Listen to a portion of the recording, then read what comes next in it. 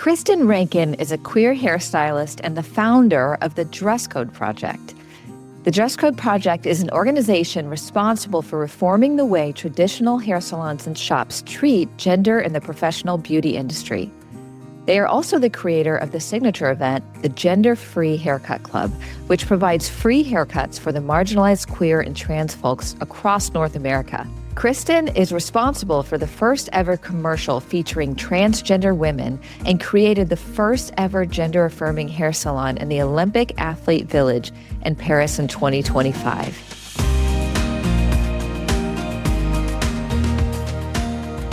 Well, hello, everyone. Welcome back to I Think You Should Be Brave. I am honored to have Kristin Rankin here with me today. They started a project that has been a movement and a really important part of salons everywhere because it is intentional inclusivity, and it's making sure that every word that we use, the way that we speak, the way that we structure our business is inclusive for every single person who comes in the door. So I am so excited to talk to you, Kristin, today. How are you? Tell me. Let's start from the beginning. Tell me how you got where you are now.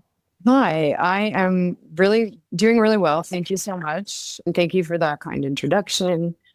Things are moving along as usual in the hair industry, and we're doing our best to make sure that, we're always including gender inclusive spaces and just things like that. And, for those folks who don't know who I am and, what we do, the Dresscode Project is a organization that I started in 2016, launched it in 2017, and it has become, I would say, a staple in the industry for helping salons and stylists understand why gender affirming hair spaces are really important, what they do, how to access them, and how to create them to, just make safety and spaces for folks who identify outside of the binary more of a regular thing and the standard. That's wonderful. And I've had some people who may not necessarily understand why gender inclusivity is important. And from my perspective, I want to be able to help educate those people, but also I try to remind people that it is a privilege to feel included anywhere you go. And it is also our responsibility to make sure that we make everyone around us feel included. I've always felt that if anyone is excluded, then I am not doing my job. And just even as a human, right? Like as a human, everyone should feel a part and like they belong and equal. And it doesn't happen just with good intentions. It happens with action, right? So tell me, what inspired you to create the Dresscode Project? Yeah, I think that was so well said, Erin. Thank you. Being someone who just likes things or puts up posts or whatever, it's great. It's great that you feel that, but absolutely having a more actionable, I think motto is more important, especially right now. And the reason I started it actually was, I opened up a hair salon in 2008, and I'm queer and I wanted to make the space more inclusive. And, I think back then and even now, probably a really widely understood symbol was a rainbow flag, and a rainbow flag sticker in your window of any kind of business that people had. And I know as a queer person, if I was walking around somewhere, I saw a rainbow flag, I immediately felt like, okay, I can go in here. I belong here. They're identifying that I belong here. They're making things visible. Because as we know, that wasn't always the case. And so I had a rainbow flag up in my window, and I had a really diverse clientele and a lot of queer and, differently identifying folks that came through my door. I had a transgender woman, I cut her hair, and the next day she had tweeted that it was the first time in her life that she'd ever had a haircut that made her feel like a woman. And, through the conversation we were having when I cut her hair, I recognized that she had identified as a trans woman for 5 years. And so I thought, oh my goodness, like, has this person not felt like they could either go to a salon at all or just like not got the haircut they wanted? And if anybody can ever imagine how that feels in any situation, you're going somewhere and you're paying for a service, and you're just paying for a service that they're going to give you, but not the service that you necessarily want or need, Mm-hmm. And I just thought that somebody has to do something about this. And, I was like, well, I guess maybe that's me because I'm thinking about it, Yeah. And I started to reach out to people, and I really didn't know what I was doing. I'd never done anything like that before. And I just started reaching out to people, and, the next thing you knew, it just kind of took flight. And now we have like over 550 salons in our directory. We were one of the first directories in the industry to like show where gender affirming spaces lived in North America. And we have salons globally now. We have, all over North America. We have them in Europe, in the UK, and we have them in Australia. And, the reason it's special is because we actually do vetting. So we look into those salons and we make sure they have the language and all the necessary tools they can have to provide these services. That's incredible. And to start any kind of a movement and have that kind of traction and that kind of impact is huge, So I hope you do give yourself a little bit of like praise and pat on the back for that, because it is difficult to be the one that says, I'm going to be the one to start this. That takes a lot of bravery. It takes a lot of action. And I'm sure that you've had a lot of hard times along your journey of doing this.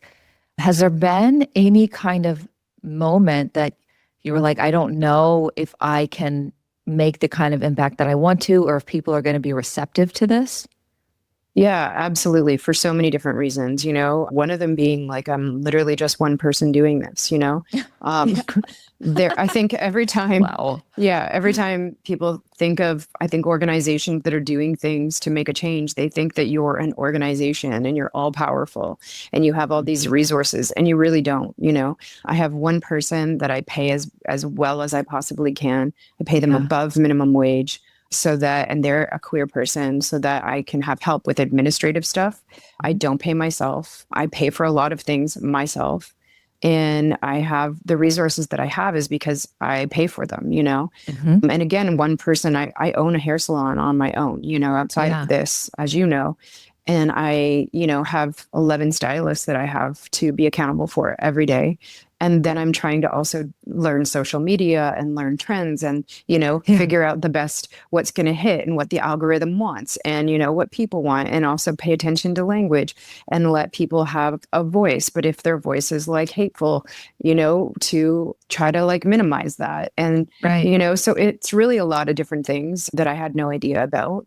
And they definitely can stop you in your tracks sometimes and make you think like, how much more can I do? And am I doing enough? And what I'm doing hitting and making a difference? And, it's really a lot of questions that I think go unanswered a lot, Yeah, I can imagine. And to just give you a little bit of affirmation, I mean, we see around 17,000 clients a year between my two salons. I have 50 people that work for me. And I have had so many people come up to me and say, this was my gender affirming haircut, or their stylist say, this was my gender affirming haircut.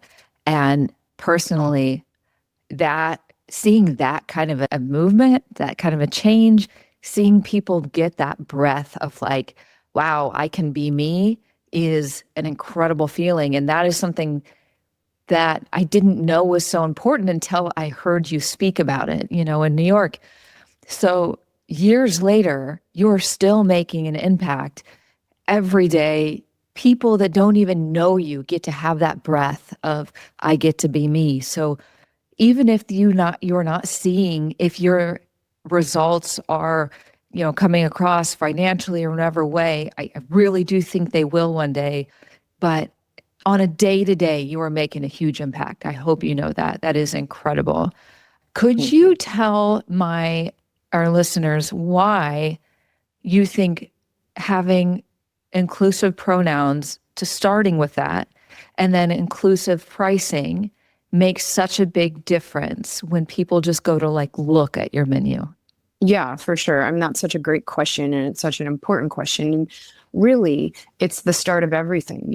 It used to be before the internet, people would walk by a salon and they would see, your pricing menu, because you typically had it up somewhere that was visible to the public. And, or a friend would tell them, I got my hair cut at this place and it was great.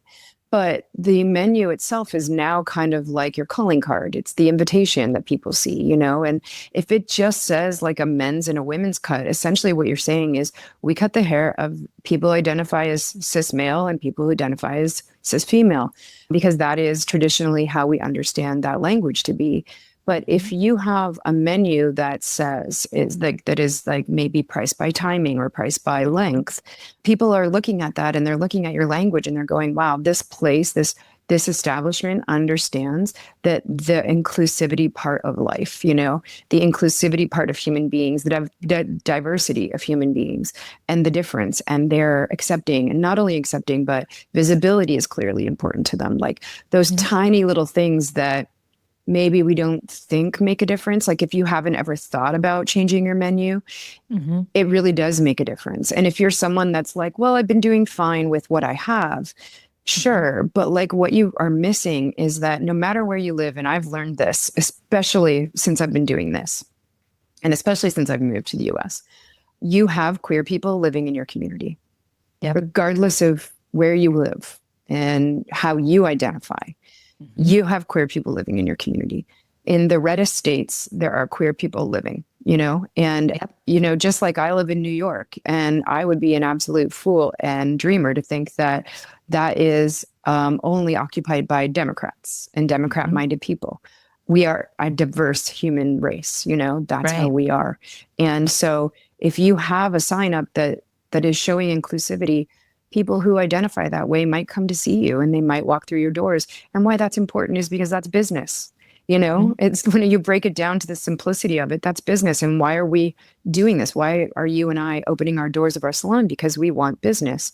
We want to be successful, and we want to be successful not just for ourselves, but for the people we employ, so that they can accomplish their dreams and live their lives the way they want to. It really is this like tiny little thing. It's almost like the tip of the iceberg that sticks out of the water, but then the iceberg is below it, That is so true. And if you're looking just at a business perspective, I remember like years ago, like 17 years ago in hair school, there were men's highlights, men's haircuts, women's highlights, and women's haircuts. And the women's highlights were significantly more expensive than the men's. Even if the man had really long hair, it took the same exact amount of product and time. So it didn't make sense. And I remember some point, I don't remember who this was with, but it was when I owned a salon and someone was telling me how they were really happy. They are not in the queer community, but they were very happy to have gender inclusive pricing because they didn't understand why their highlights were more expensive than their husbands. So if you look at it just from a business perspective, we should be looking at time and product, period. Absolutely. Period. End of story. But second of all, clipper cuts, short cuts, medium length cuts, like there are so many descriptive words that can make someone's experience better. And if we can make any one person feel comfortable with our pricing, we are letting them take their guard down and give safety. And safety is what all of us, I think, are after. And I genuinely don't think most people want to do harm, but I do think that you have to learn different to be able to do different. Agreed. And that is what you're offering. I don't think that what you're offering is in any way separate. I think what you are offering is there's another way so that everyone feels safe and included. Yeah. I had someone say to me, oh, so you don't do hetero people's hair once, Yeah. And I was like, well, I'm sorry that being inclusive in, gave you that message. Like that's the message that you took away from that, because we're not saying, well, we don't do men's and women's haircuts anymore. What we're saying is we do everyone's haircuts, Exactly. And why that is important is because people just are different, and, having that diversity, it's just being kind, it's just being kind to other human beings that are not like you, like I cut people who identify as straight. I cut their hair all day long, every day. Yeah. It's not a problem for me. You know what I mean? I have zero problems with straight people. Why should you have any problems with queer people, especially if they're just trying to walk through your doors to get a haircut? They're literally offering you money and supporting your business. Yes. And all they want to be able to do is just feel included and feel safe and be able to actually relax. because also when you're getting your hair done, knowing exactly the language to say is not easy. Sometimes describing what you want is very difficult. So Yeah. then if they also have to say it in words that says, I want a certain sexuality haircut, like Yeah. that to me doesn't make sense in descriptive words. Like if you look Yeah. at at language, we should be able to use better language to describe what we want. Yeah. And I do hear often gender neutral, gender affirming is making things sexual. And I actually think that is incorrect. I think we're actually taking the sexuality away from it. I think we are making things more descriptive and better so that our communication is more clear and then we can understand the person sitting in our chair better. Yeah, it's funny. Like, I used to do this class with people, and it was called the genderbread person. Oh, The reason that we did it was to identify the differences between sex, sexuality, identity, and sex organs. You know what I mean? Because wow. a lot of times people get all of those things confused. Like, your sex organs are actually anatomy. They have nothing to do with your identity. Right. Your sexuality is how you identify being attracted to someone. And that also has nothing to do with your gender identity. Your gender identity is a physical presence that you present to the world on how you feel. So you could actually be a straight identifying woman, but still feel every once in a while feeling way more masculine today than you are feminine, Yes. and that's okay. And I think people get that confused a lot. So we're not introducing sexuality into the salon. We're Correct. taking away identifiers that were based on the sex anatomy of a human being, which we know. I love that. Yeah, which we know is actually like a very misogynistic presence, because those original hairs, first of all, the original men's cut and women's cut was set up to isolate different, identifying people, and then to create a gap, like a financial gap for women, and to keep women oppressed. You know what I mean? Because everything, whether it's a blouse versus a shirt, which is ridiculous. Just the language itself is ridiculous, or a short haircut and a long haircut. If you were a woman, a cis female identifying human being, you were getting charged more, and there was absolutely no reason for it. The technicality of the haircut is exactly the same. So you're telling me now that we were set up to have sex identify the difference in price. Right. So in clothes. Yeah. So who set it up that way? It wasn't us. Yeah. Yeah. So really, gender neutral pricing is leveling the playing field and taking away, any kind of money gap that was set up by men. It really was back in the day, and it's leveling the playing field. And personally, I think the only thing that separates humans is what we make as separating factors. Like we create separation between each other. And I don't agree with a lot of things in the world that don't support a minority's perspective, because in my opinion, if you have never been a part of the minority group, then you cannot understand that perspective. But we can learn, we can understand, and we can learn to listen and believe. And it takes that believing, just that someone else's experience matters and it's important.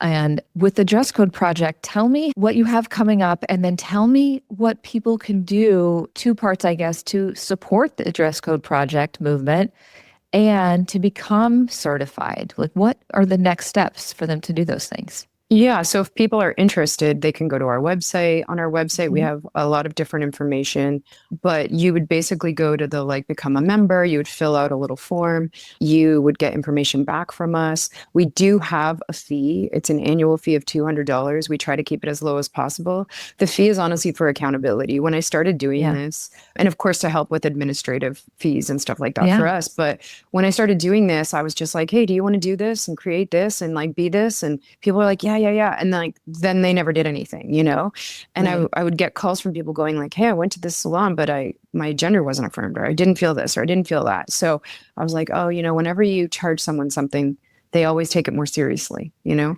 So it's a $200 fee. It's an annual fee. We provide you with a guide for gender affirming services that you can have in your salon that you can kind of refer back to. But we also provide education. We're currently doing a brand new course that is geared towards allies. It's called Purpose and Power, the Ally Edit. And we're debuting it at the Hair Story Studio in Manhattan, October 27th.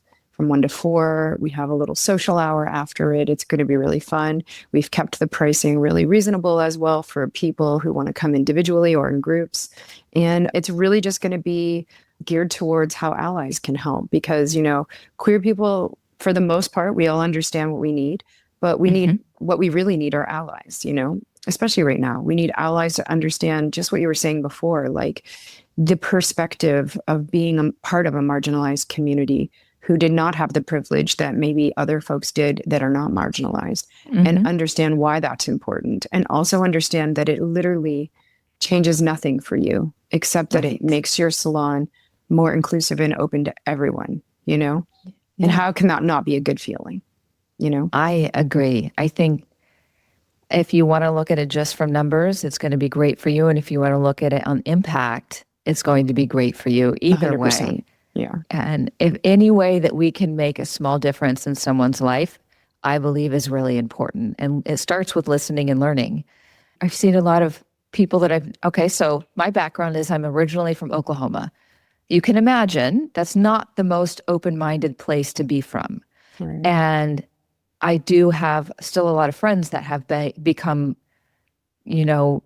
more open-minded as they've gotten older, which is wonderful. And one of the ways that I've seen people open up their different perspectives is when they have children that belong in the queer community. And it can give you the opportunity to see things differently. And to me, when you go into something that you don't know with an open mind and you maybe say, okay, I will believe what they're saying, I will try my best to understand someone else's perspective, then either you're going to learn something and you're going to grow closer to the people that you're learning from, or fine, maybe your beliefs were right. But I think it's the being open to a new perspective that sometimes we miss out on. We miss out on the opportunity when we don't remember that being open to other people's perspectives and experiences is all we need to do to give that little olive branch and extend our ability to understand other people.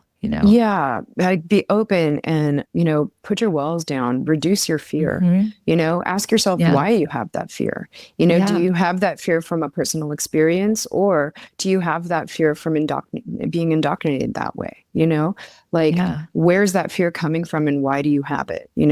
Where have you experienced a negative energy of some sort from the queer community that you now feel like you need to keep them out of your space? You need to keep them, because when you don't make an inclusive environment and when you don't make that, open to everyone, what you're actually saying is, I don't want you here, And what we're not saying you have to put rainbows on everything, you don't have to change much, I have to say, I love that we have a universal emblem that, can show folks a little bit of visibility and identity when they're, in places.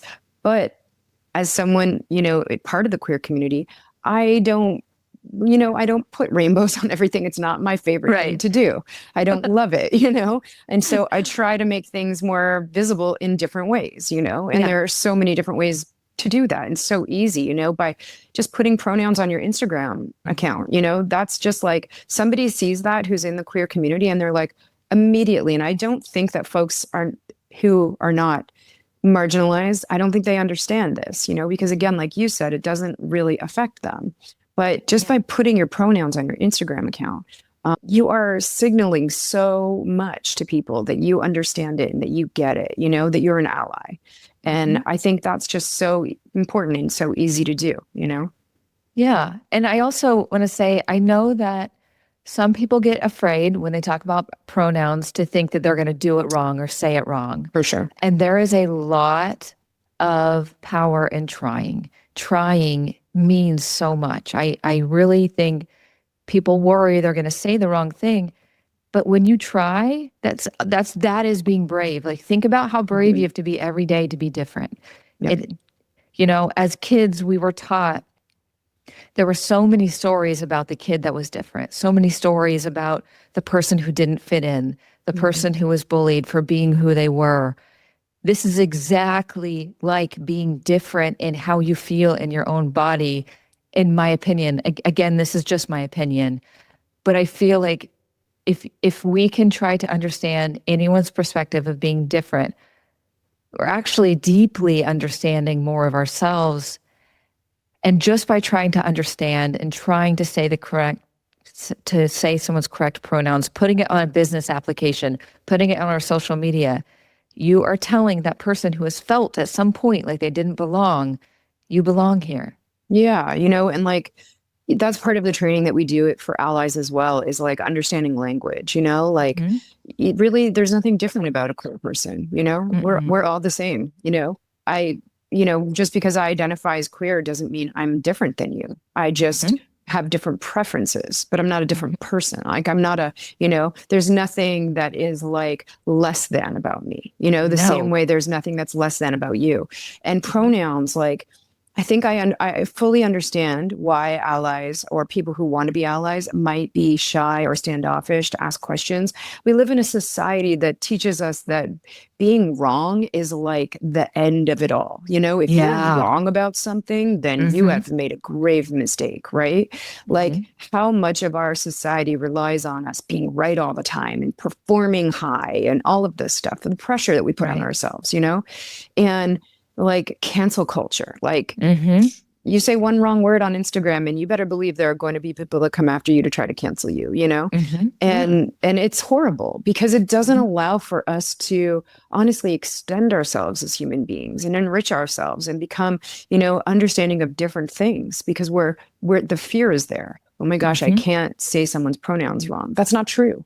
You absolutely can. It's the point of it all is trying, and if you're trying to say someone's pronouns wrong and you get it wrong, all you have to do is just like the three things that we talk about is like apologize, correct yourself, and move on. That's easy. Like, I'm sorry, I meant she, her, and then just continue on what you were saying. Don't linger in it. When you linger in it, it starts to make the person feel a little uncomfortable, and then it starts to like show that you're just actually trying to make yourself feel better.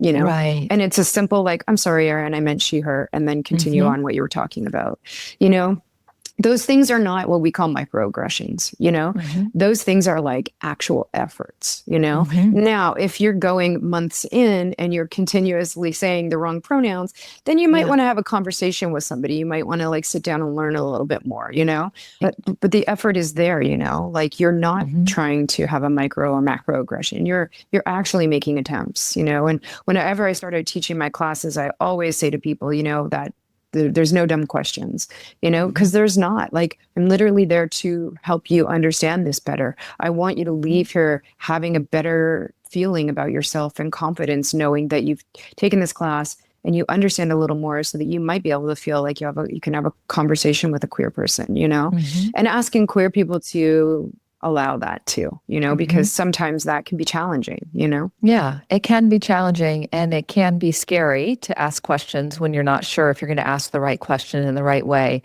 Yeah, absolutely. But I think that if we want to show up and be the most loving and kind version of ourselves, which I believe majority of people underneath it all do want to do, then asking questions is where you start.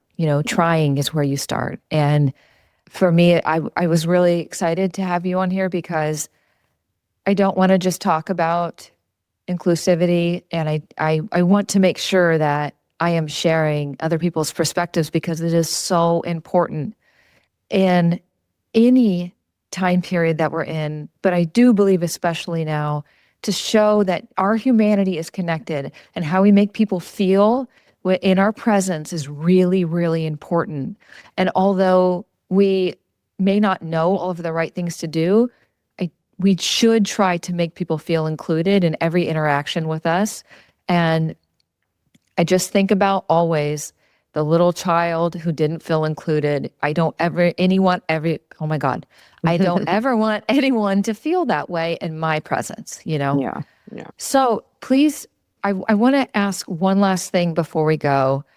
If you can tell anyone now that is just maybe curious and understanding the pronoun situation, a gender inclusivity pricing, what is one thing that you would tell them that made you feel included, that has been a moment that was really important to you, that when you saw someone change their perspective and you were like, wow, that really meant something to me? Like, how did that make you feel? I mean, I've had so many interactions with people, it's hard to pinpoint just one, but, I think in a lot of ways, like, I'm a Libra and we're all about balance. And Yeah. so, I'm doing this because I believe in it. And, it's not every queer person's job to educate people who want to be allies, but I've put that out there. This is something I'm taking on, this is something I want to do. And so asking all the questions and, being involved and engaged in a conversation that's genuine, like, I think that's how we have, movement and understanding of each other, and I had this one situation once where I was kind of like a secondhand participant in this conversation online. And I noticed that the one person who was accusing this person of not being inclusive around gender in a way, they really called them out on on this person's platform, and that's a really targeted thing to do. And also, imagine someone calling you out on your platform, visible for the public, how that's going to make you feel. It's an automatic defensive feeling, right? And reaction.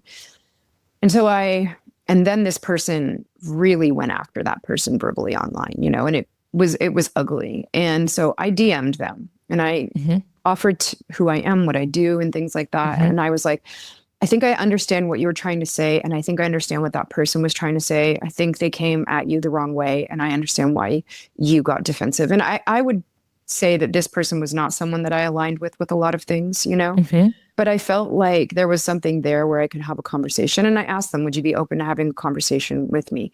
And they were, and, and it was, I could definitely see they were trying, but, they were just that person that was like online. They had a presence. They were not going to allow someone to call them out on their own platform. And, the thing is like, after we talked, they changed their post and they changed the language around the post because it was a post that was being attacked, and they apologized for it, in their own way. And you have to allow people to do things in their own way, right? And it's having the conversation in the room and the understanding and the patience to be able to say, like, I can see that you're trying. Can I help you? And then like also maybe like give them a little bit of guidance and allow them for them to make the change in the way that feels comfortable for them. Right. That's amazing. And because you saw the fear on both sides, you saw how people were hurting. And it is difficult to see that when our emotions get involved and we, personally feel one way or another. So that was incredible that you were able to step outside yourself and really talk to someone with kindness and empathy, because that's what that was being empathetic, Yeah. And like, we never spoke again. And I see a lot of this person's content. It's not something I can relate to at all, but the point is they made space for me and they made space for something else that I think they didn't feel like they needed to be reductive about in their life, And I think maybe they never had that moment with someone where someone tried to have a genuine conversation in private. It was more of maybe an always attack kind of position. Right. Yeah. And human connection is underneath it all is what's really important. Yeah. Making people feel included and understanding that fear is the basis of a lot of our separation. It really is. Yeah, absolutely. Yeah. Amazing. Well, tell me, I would like to know, what is one thing people can do today to make the queer people in their life that they know of and don't know of to feel a little more included? What is one action item that they could do? If you have a queer person in your life, and they just ask them if they need anything. Can I help you with anything? Again, always, but especially right now. Is there anything I can do, to affirm you? If you know someone in your life that's transitioning in any way, ask them, how can I help? Understand pronouns, use their pronouns. If they ask you, use their pronouns. If they have a name change, use their name that they've changed it to. Otherwise, just make space for them, make space for the beauty of the queer community. It's a really beautiful community. We're all here doing the exact same thing that everyone else is doing, which is just trying to live our lives authentically. If you're a hairstylist, put your pronouns up in your Instagram account. If you own a salon, change your pricing menu. It harms no one. It does not take any financial away from your business at all. In fact, you could actually be making space to have a higher profit this year, the year we're coming into, if you do that, So it's really tiny little changes that really take nothing at all. And they show that you're not leading your life by fear, Yeah. And if you have any questions, we have answers for them. So reach out. Yeah. And you're open to so many questions, right? I mean, truly, you really are. I really am. If someone wants to have an authentic, genuine conversation because they're looking to enrich their life, I'm absolutely there for it. Yeah. I love that. The more open we are, the better. So that's incredible. Well, Kristin, let me know, where can they find you online and where can they learn more about the Dresscode Project? So I'm Kristin Rankin Hair on Instagram. We also are at the Dresscode Project on Instagram, and dresscodeproject.com is our website. And the website will give you a lot of information. It will also show you how you can become a member. Talks about our gender-free haircut club, which is another signature event that we do all over the States. And you can just find out a ton of information there. And when is the next Gender Hair Club event? Yeah, the Gender-Free Haircut Club. We're doing one in a week in Houston, Texas at Cutthroat Barber. Yeah, and we're really excited about it. We're going to be cutting hair for queer and trans identifying folks for free, because a lot of times within the queer community, there are a lot of marginalized humans for a lot of different reasons that just can't afford to come into our beautiful salon spaces and get haircuts on a regular basis. So we really try to do this event to provide free hair services from really amazing hairstylists, That is incredible. Yeah. I love that. I mean, you really are doing the work and putting yourself out there financially and emotionally, really, to be who you say, you're trying to help others learn how to be. So that is incredible. Thank you. Thank you. Yeah. Well, thank you so much, Kristin. I hope that we are able to just kind of open up the conversation a little more. And if anyone has any questions, I know that Kristin would be happy to answer them. And you can also ask me if you've forgotten how to get a hold of her. Absolutely. I will connect you. But thank you so much for being here. You're doing really important work. And I think it's going to make so much more of an impact than you ever realize. And just know that underneath, it is always making a difference. Thank you so much for your time. I appreciate it.